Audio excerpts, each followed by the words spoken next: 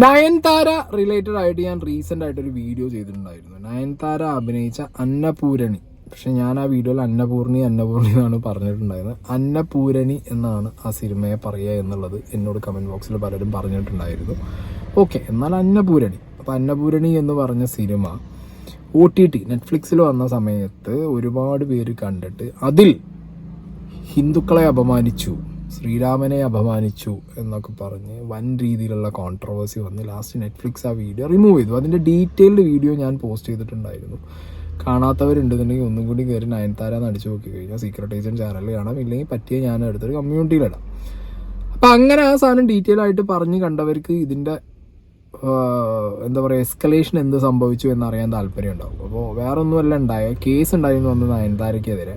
അപ്പോൾ കേസ് ഉള്ളത് കൊണ്ട് തന്നെ ഞാനൊരു മാപ്പ് ഒരിക്കലും നയൻതാര പറയുന്നത് എക്സ്പെക്ട് ചെയ്തില്ല. ഞാൻ വിചാരിച്ച കേസും കാര്യങ്ങളും അല്ലേ, അതവരങ്ങനെ ഡീൽ ചെയ്ത് മുന്നോട്ട് പോയി കാണും. കാരണം സിനിമ ടീമിന് മൊത്തമായിട്ട് നയൻതാരയ്ക്ക് വരുന്ന സമയത്ത് അവർക്ക് സെൻസർ ചെയ്ത് സിനിമ തിയേറ്ററിൽ വന്ന് തിയേറ്ററിൽ ആ സാധനം OTT പോയി. എന്നിട്ടാണ് തിയേറ്ററിൽ കളിച്ചപ്പോഴും പ്രശ്നമില്ല, OTTയിൽ ഇറങ്ങിയ ആദ്യത്തെ 2-3 ദിവസം പ്രശ്നമില്ല. പിന്നെ അപ്പോഴത്തേക്ക് ഹിന്ദു വികാരം അവിടെ വ്രണപ്പെട്ടു. ഏത് ദൈവത്തിന് ആര് പറഞ്ഞു, എന്താ വരെ പ്രശ്നം, ലവ് ജിഹാദ് എന്നൊക്കെ പറഞ്ഞാണ് ഇവർ വന്നിട്ടുള്ളത്.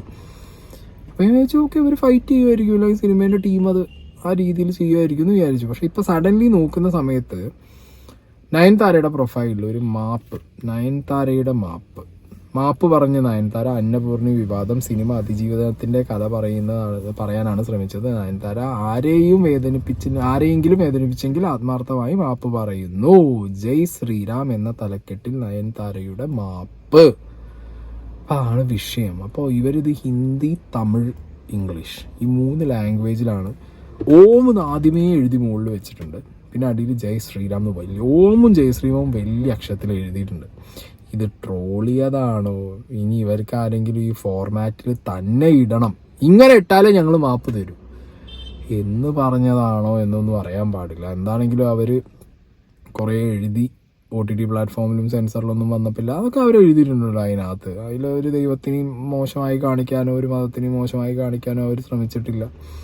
അവരുടെ ക്രാഫ്റ്റ് അവർ കൃത്യമായിട്ട് നല്ല അടിപൊളിയായിട്ട് ആളുകളിലേക്ക് എത്തിക്കാനാണ് ശ്രമിച്ചത്. അല്ലാതെ അതിനകത്ത് വേറെ ഹെയ്റ്റോ കാര്യങ്ങളോ സ്പ്രെഡ് ചെയ്യാൻ അവർ നോക്കിയിട്ടില്ല. പോസിറ്റീവായിട്ട് എല്ലാ കാര്യങ്ങളും എടുക്കും എന്നൊക്കെയാണ് അവർ പറഞ്ഞിട്ടുള്ളത്. എന്താണെങ്കിലും അതിൻ്റെ ഒരു ന്യൂസ് കാണാം, കാരണം അത് മൊത്തം ഇംഗ്ലീഷ് അല്ല കടുകെട്ട് ഇംഗ്ലീഷാണ് എഴുതി വെച്ചിട്ടുള്ളത്, വായിക്കാൻ വയ്യടേ. ഒടുവിൽ അതും സംഭവിച്ചു.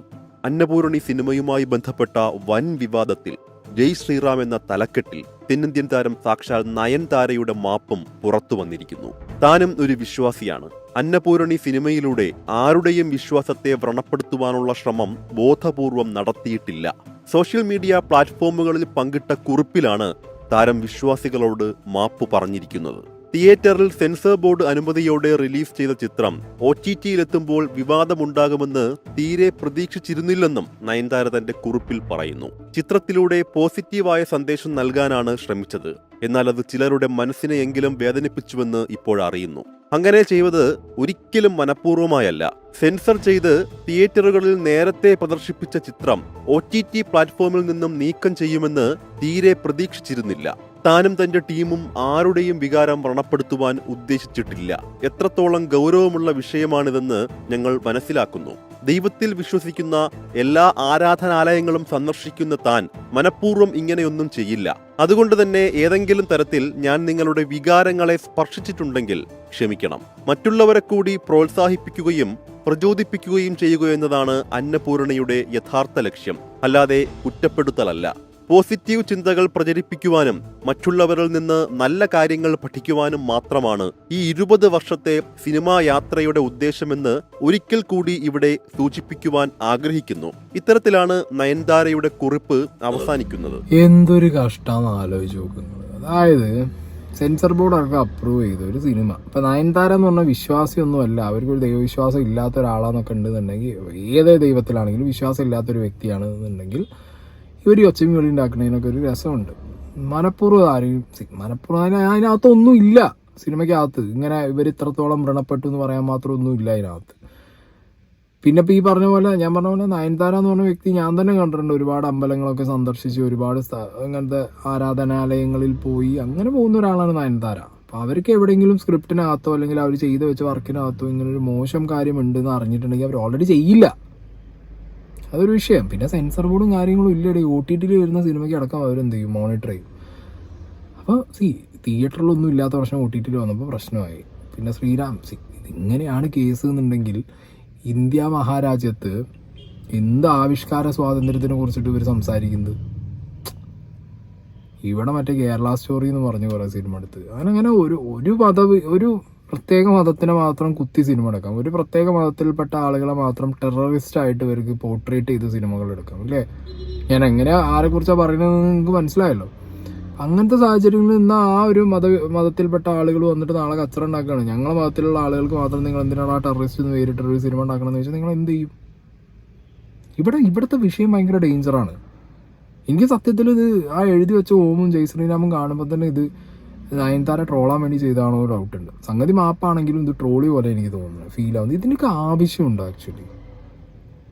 എന്ത് കാര്യം എനിക്ക് മനസ്സിലാവുന്നില്ല. ബാനൊക്കെ ഇറങ്ങിയിരുന്നു, ബാൻ നയൻതാര എന്നൊക്കെ സാധനമൊക്കെ ഇറങ്ങിയിട്ടുണ്ടായിരുന്നു ആ സമയത്ത്.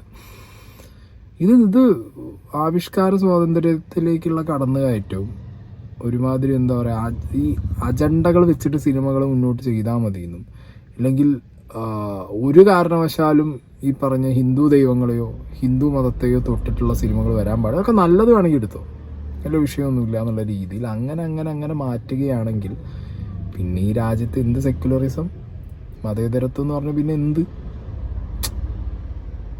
വളരെ മോശം പരിപാടിയാണ്. ഇപ്പോൾ ഇന്നിപ്പോൾ നയൻതാരയ്ക്ക് സംഭവിച്ചു, നാളെ ഇതേപോലെ ഏതെങ്കിലും ഒരു സിനിമയിൽ അവർ ഒരു കാര്യം ഇതിലത്ര മോശമായിട്ടൊന്നും ഇല്ല.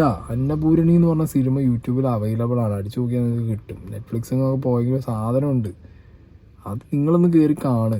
അതിനകത്ത് ഇപ്പം ഈ പറഞ്ഞ പോലെ എനിക്കെവിടെ അവിടെ ഒരു മതത്തിനെ താഴ്ത്തി കിട്ടിയിട്ടോ ഒരു ദൈവത്തിനെ മോശമാക്കിയിട്ടോ എനിക്ക് പേഴ്സണലി തോന്നിയിട്ടില്ല.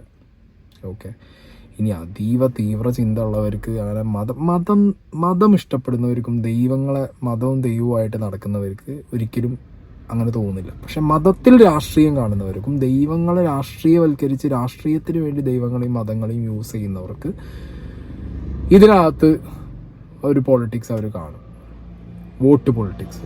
ആ പൊളിറ്റിക്സ് വെച്ചിട്ടുള്ള കളിയാണ് ഈ കളിച്ചുകൊണ്ടിരിക്കുന്നത്. അതിപ്പോൾ എന്താ അറിയോ, കേരളത്തിൽ എന്തായാലും ഇത് വിലപ്പോവാൻ ചാൻസ് കുറവാണ്. പക്ഷെ ഒന്ന് പറയാൻ പറ്റില്ല ഇപ്പം എനിക്ക് ധൈര്യമായിട്ട് ഇത് കേരളത്തിൽ ഇത് വിലപ്പോവില്ല. കാരണം പല സാഹചര്യങ്ങളായിട്ട് പല കാര്യങ്ങൾ വരുമ്പോഴും കേരളത്തിലും തുടങ്ങിയാണ് ഇത് ഭയങ്കര സ്പ്രെഡാവുകയാണ് ഈ സാധനം. I don't know what will happen. ഫ്യൂച്ചറിലൊക്കെ എന്ത് സംഭവിക്കുന്ന ഒരു പിടുത്തവുമില്ല. ആ രീതിയിലാണ് കാര്യങ്ങൾ പോകുന്നത്. മനുഷ്യന്മാരോടല്ല സ്നേഹം, ജാതി മതം നോക്കിയിട്ടാണ് ഇഷ്ടപ്പെടുന്നതും സ്നേഹിക്കുന്നതും സഹായിക്കുന്നതും ഒക്കെ. ഈവൻ ഒരു സിനിമ കാണാൻ പോകുമ്പോൾ വരെ അതിനകത്ത് ജാതിയും മതവും കയറി വരികയാണ്. കഷ്ടമുണ്ട്. ഒരാൾക്കൊരു സിനിമ എടുക്കാൻ പറ്റില്ല എന്നുള്ള അവസ്ഥയായിപ്പോയി.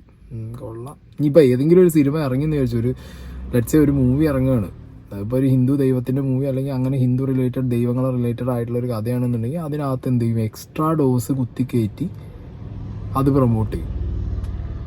അതും നടക്കും. കൊള്ളാം.